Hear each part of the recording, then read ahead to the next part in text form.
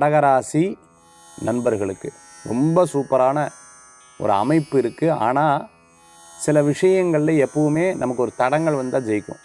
அதாவது யோகம்னு சொல்லுவாங்கள்ல, யோகம் எப்படி நமக்கு தெரியும்? ஃபஸ்ட்டு கஷ்டப்படுவோம், அதுக்கப்புறம் ஒரு காரியம் நடக்கும். அப்பா இதுக்கு எவ்வளோ கஷ்டப்பட்டேன்னு தெரியுமா, நான் அதை வச்சு பொக்கிஷமாக பார்ப்பாங்க. ஒரு 10 வருஷம் குழந்தை இல்லாதவங்களுக்கு குழந்தை கிடச்சதுன்னா அந்த குழந்தைய வச்சு அப்படி ஒரு சந்தோஷப்படுவாங்க.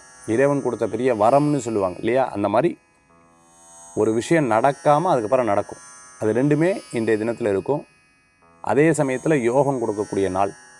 எப்பவுமே பாஸ்ட்டு, துன்பம், வருத்தம், வேதனை இதை மட்டும் பேசாதீங்க. இதெல்லாம் கடந்து வந்துட்டீங்க. அதில் இருக்கக்கூடிய அனுபவ பாடத்தை மற்றவங்களுக்கு ஷேர் பண்ணுங்கள். நல்ல பலன்கள் கூடி வரும். முயற்சி வெற்றி நிச்சயம் திருவினையாக்கும். விடாமுயற்சி லாபத்தை கொடுக்கக்கூடிய அற்புதமான நாள். இடம், வீடு, பொருள், வாகனம் சம்பந்தமான ஏதாவது பிரச்சனைகள் இருந்தால் அதை எடுத்து பேசி தீர்க்கக்கூடிய நாள்.